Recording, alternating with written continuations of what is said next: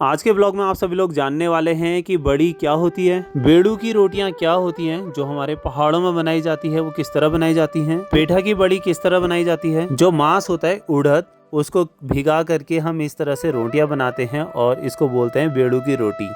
बनने के बाद ये बहुत ज़्यादा सुंदर लगती हैं और खाने में बहुत ज़्यादा टेस्टी। बड़ी को किस तरह से बनाया जाता है ये आपको पूरा ब्लॉग में आगे देखने को मिलने वाला है। आज सुबह के बज रहे हैं 8 और ये मेरा भाई है जो सुबह सुबह अपने काम पर लग गया। इसमें डाल दिया इसने गर्म पानी और ये लेके आया भुज खेत में से इतने सारे। ये जो पेठा होता है ना, पेठा जिसका पेठा बनता है, तो ये उसी का फल है। तो इसी का बनता है पेठा। तो इसके शेप अलग अलग होते हैं, जैसे ये इस शेप में है, कई बहुत लॉन्ग भी होते हैं। हो किला आदू भरे गए ये मैं डुबण चैनू। तो पहले इसको धोएंगे और इसके बाद इसकी बनाएंगे बड़ी, ठीक है। और मांस नहीं है नहीं तो, और ये इतने नहीं बनेंगे, मतलब जो तो हमको जितने हमारे पास मांस होंगे तो उस हिसाब से बनेंगे। मांस क्या होता है अभी बताऊंगा। काली उड़द जो होती है, जिसको ना भूतों को खिचड़ी देते हैं, तो वो वाली काली उड़द। भाई आइए, मैं गरम पानी डाल, बहुत ठंडा हो रहा है। बुआ को भी काम पे लगा दिया भाई ने सुबह सुबह। मम्मी झाड़ू लगा रही, पापा खाना बना रहे अंदर, ठीक है। और मैं पूजा करके आ चुका हूँ और मस्त धूप आ रही है पहाड़ों में, देखो इस तरह से, बहुत ही ज़्यादा सुंदर। ठूला ठूला नान की हूँ थोड़ी सी होए जैनर बड़े बनाने से उनको ही धोने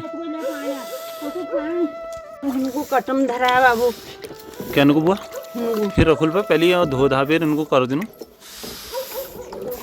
क्योंकि अभी धुल जाएंगे ना वो बात बटी वो नहीं होन, फिर ये धोए नहीं जाएंगे। फिर इनकी बड़ी बनाई ना, इनको कोरा जाएगा जैसे ककड़ी को कोरते हैं। उसके बाद इसको सुखा देंगे हम धूप में। धूप भी नहीं है, अभी भाई ने ये काट करके इधर रख दिए हैं, ठीक है। अब जब धूप आएगी उसके बाद इसका काम करेंगे। डब्बू तो क्या कर रही, डेबू ओ डेबू तो क्या कर रही है।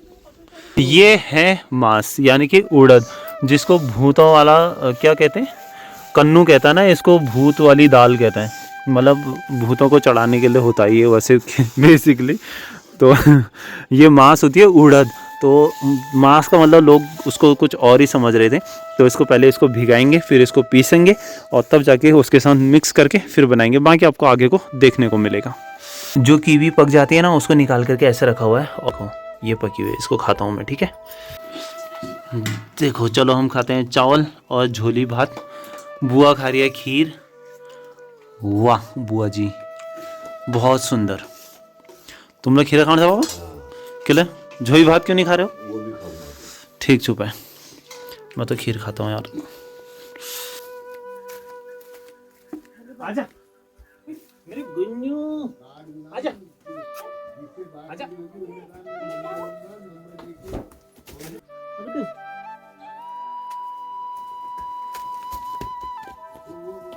ले ले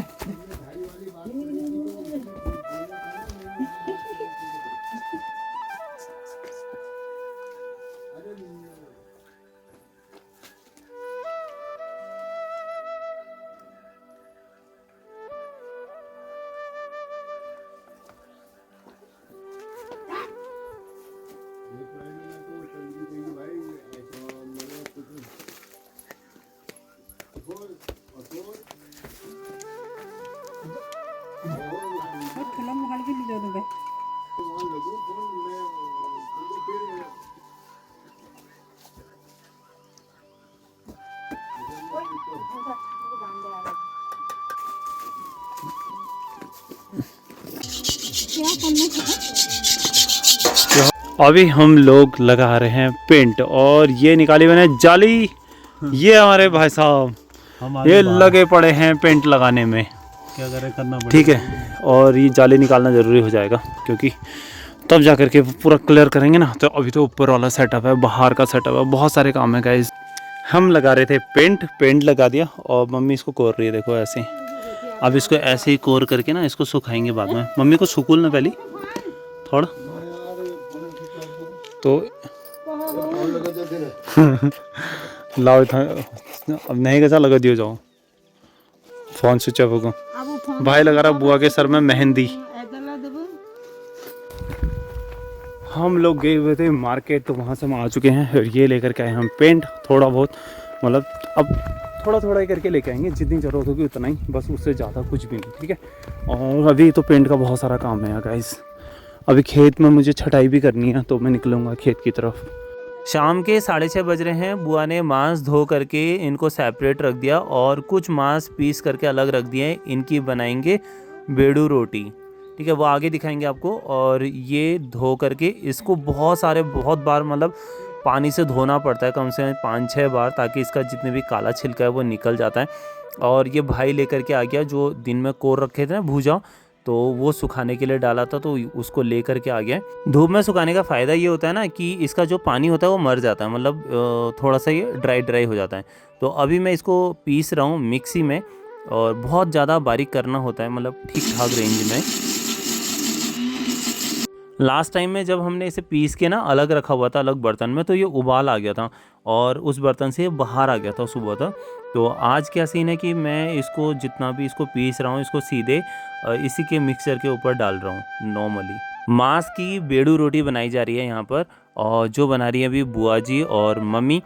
बनने के बाद देखो बहुत ज़्यादा टेस्टी होता है ये खाने में और बहुत ही ज़्यादा हेल्दी होता है। अब मुंह में तो पानी आ ही रहा होगा इसको देख करके। तो इसकी बनाने की जो विधि होती है वो कुछ इस तरह होती है।